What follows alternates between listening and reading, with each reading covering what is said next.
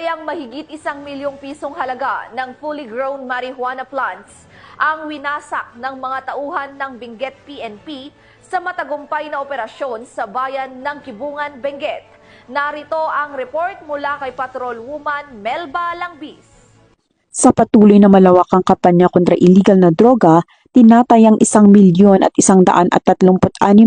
pisong halaga ng fully grown marijuana plants ang nadiskubre ng mga operatiba sa Sitio Bakugan, Takadang, Kibungan, Benguet kamakailan lamang.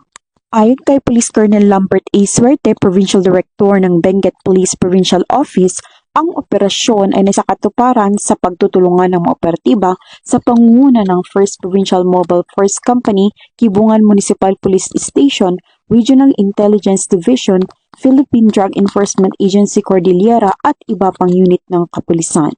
Bagamat walang nahuling cultivator, lahat ng nadiskubring marijuana ay naidokumento at sinunog sa mismong lugar habang ang sapat na sampol ay dinala upang isumite sa Regional Forensic Unit Cordillera para sa qualitative test.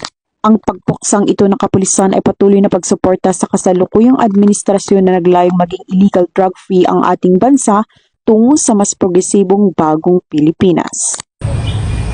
Mula dito sa rehiyon ng Cordillera, ako ang inyong PNN correspondent, Patrolwoman Melba Langbis, alagad ng batas, tagataguyod ng Balitang Pulis.